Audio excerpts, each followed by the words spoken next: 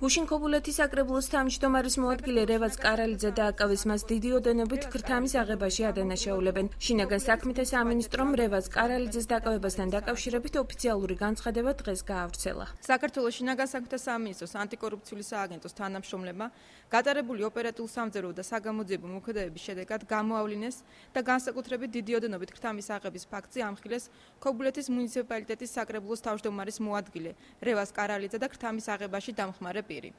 ამჟამად ორივე მათგანი დაკავებულია. შინაგან საქმეთა სამინისტროს განცხადებაში ნათქვამია, რომ კარალიძე ქრთამის აღების ფაქტზე აიყვანეს. ბრალდებულის მამა კი აცხადებს, რომ მისი შვილი სახლიდან უცნობმა პიროვნებებმა მოტყუებით გაიყვანეს, ხოლო დაპატიმრების შესახებ ოჯახმა მოგვიანებით შეიტყო. სადილზე ვიჯექით. რეზო მადგა რომ მანქანა მევიდა. რეზო მადგა და გამევიდა გარეთ. იგი ჭიშკართან. ერთი ბიჭი შემოსული იყო, ხელი ჩამოართვა.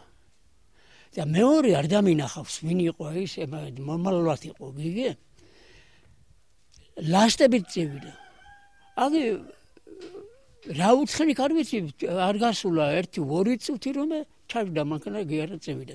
ასე მოტყვილებით წეიყვანო, ამას არ გააკეთებს არც ერთი ხელისუფლება. რევაზ კარალიძის ახლო ნათესავები მომხდარ ფაქტს პოლიტიკურ ანგარიშ სწორებას უკავშირებენ. როგორც ნათესავები ჩვენთან საუბრისას აცხადებენ, კარალიძეს დაკავებული თანამდებობის დატოვებას ადგილობრივი ხელისუფლების წარმომადგენლები ურჩევდნენ. არის პოლიტიკური დაკვეთა, არის პოლიტიკური დაშინება ადამიანის, რომ მოიცილონ თავიდან წინასაარჩევნო აგიტაცია ან რაიმე ისეთი, რომ არ აწარმოოს წინასაარჩევნოდ. არის ეწოლები მთლიან საქართველოში და ასევე ნებისმიერ გამგეობაზე, სადაც კი ნაციონალური მოძრაობის წარმომადგენელი არის. ჩვენ რას უკავშირებთ და ყველა მაგას ვფიქრობთ, რომ პოლიტიკური დაკავშირება ამ საქმეში. სრული აბსურდია შინაგან საქმეთა სამინისტრო რასაც აცხადებს, რომ ბათუმში ავიყვანეთო ფაქტზე, არანაირი ბათუმში აყვანა არ ყოფილა. ადვოკატი და უფლებათა დამცველი ლელა ბჟალავა მომხდარ ფაქტზე რიგ სამართლებრივ დარღვევას ხედავს.